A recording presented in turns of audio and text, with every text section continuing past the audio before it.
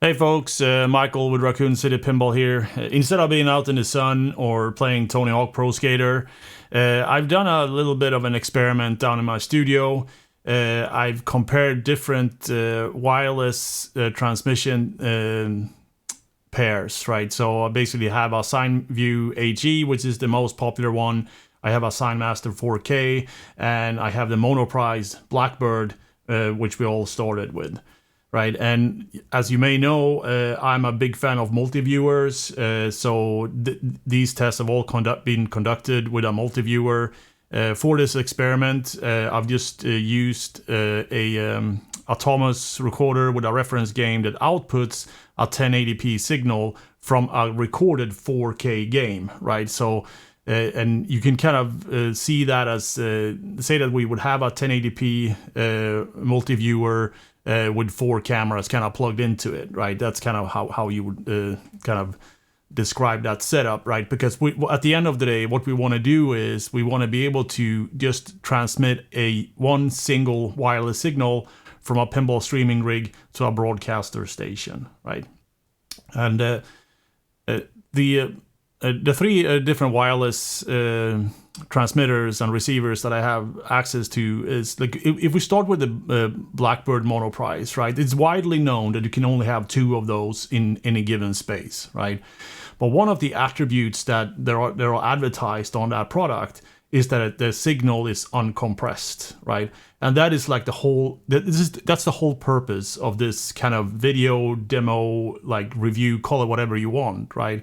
But that advertised uncompressed is absolutely phenomenal, and you can scroll back forward into this video and you can see the comparisons for yourself. You don't have to sit and listen to me here ramble. And the CineView HE, they don't advertise bitrate on that, as far as I haven't found it anywhere. It doesn't say on it what the bitrate is. I do suspect that the CineView HE is in the single-digit megabits per second, right? And if we compare that to what an uncompressed HDMI signal is, that is 3 gigabits per second. Right, order of magnitudes much higher, right? And obviously, the compression codecs, they do a very good job to make sure that the video that we're actually looking at with our eyes, it looks okay, right? And the same thing with the CineMaster 4K, it can transmit up to a 4K signal, and they advertise the bitrate on that as 12 megabits, which is not. It's not too bad, right? But at least we got double digits, right? But at the end of the day, once you kind of start using that for anything else besides basic camera monitoring, you're basically screwed, right? It looks like absolute ape shit, right? And that is what I'm trying to prove with this video, under kind of like the worst possible circumstances, right? Because what I'm doing is that I'm basically sending 4 different inputs into a multiviewer. Each of those kind of quad squares on a 1080p multiviewer will be 960 by 540, right? And the CineView HEs and the CineMaster 4K, they will just like, yeah, that is just going to be displayed on the monitor. I will just like kind of slate that over with some codec, some permutation of H.264, most likely, with a whole lot of compression artifacts, right? And so what we're looking at here at the first video, right? And at the end of the day, this is going to be, I'm going to upload multiple versions of this kind of production. There's going to be a 4K one on YouTube, and YouTube will kind of do the different transcodings to whatever resolutions there are, right?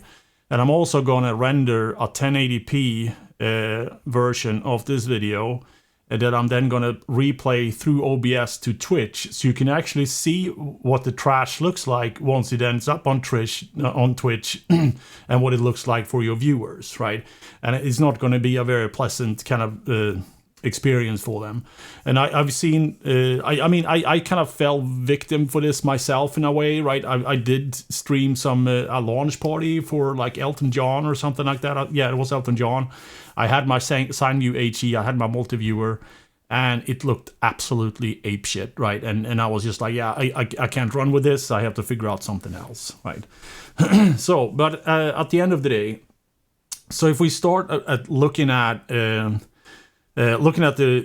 reference video here, right? If we just kind of scale that down from 4K to 1080p and run it wired, you can see that there are obviously there are some small artifacts here and there because we've done it, but those are from the scaling. There's no compression involved here, right? The capture card I've been using to capture this wired or captured everything basically, it's the Blackmagic 3G, which is the best 1080p capture card in the market. It's 100% uncompressed. There's no USB-C, UVC bullshit. It has a custom hardware driver that is recognized by OBS, and there's no compression involved whatsoever, right? And obviously, what I've recorded in OBS, there's compression involved there because I used ProRes 42 HQ, right? So basically the 5-minute snippets that you're looking at through that's being cycled through here.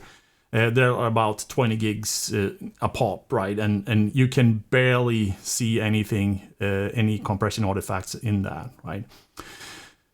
So if we then step to, if we're looking at the wired, then we go over to the CineView HE, you will immediately see that there are compression artifacts. When you zoom in, you will see that there are like JPEG-like compressions. It's not JPEG, but it's similar. It's the H.264 doing its work, trying to fit the frame into the bitrate and the bandwidth that is available on the CineView HE. Switching to the CineMaster 4K, I don't know why this is, but I just think it looks worse. It looks absolute apeshit, and I would not want to run with this particular solution for this particular use case, right?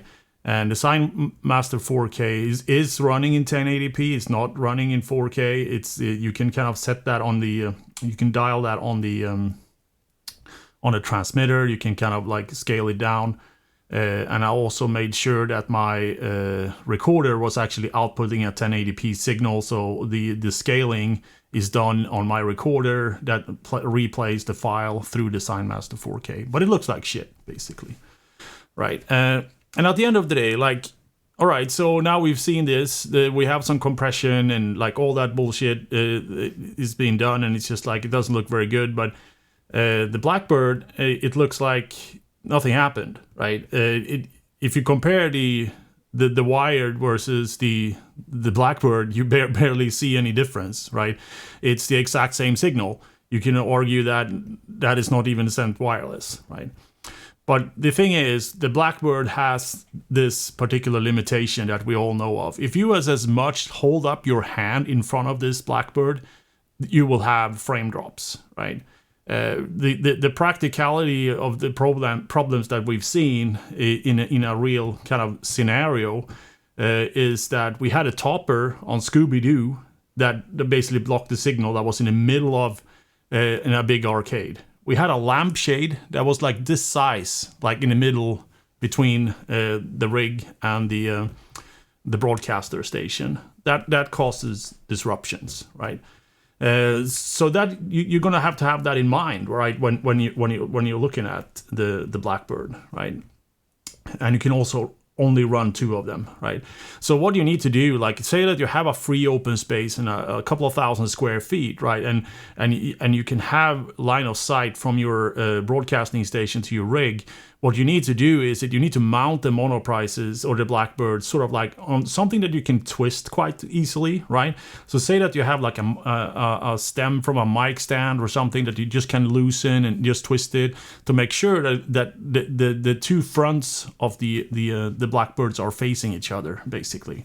And as long as you do that, it's up to 30 meters distance advertised, right? And we've been running this at Lynn's Arcade for years, right? And it worked great, right? The problem is that we got a lot of the wear and tear on the cables because we were twisting it around all the time, right?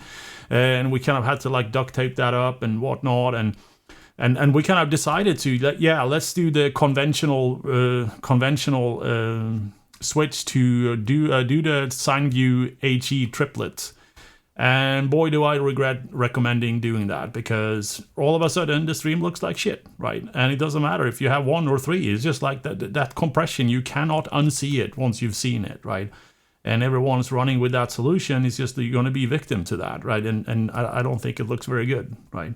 So in that regard, like yeah. So I'm just like speaking my opinions here, but at the end of the day, what we now can do is that let's put these through its paces.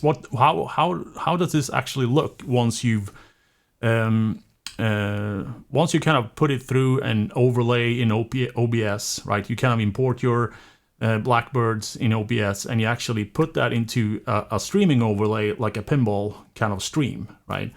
So what you're looking at here is the Blackbird, right? So this is a single Blackbird running in a streaming overlay. So there's probably some scaling artifacts that might show here. I don't know. I have not rendered this yet, right? I'm just sitting here talking from off the cuff what I'm going to show you. And at the end of the day, like, this is what a production going to look like on a single Blackbird. If you have line of sight, this is the far cheapest solution that you can ever run for pinball streaming, hands down. There's no better way to do this.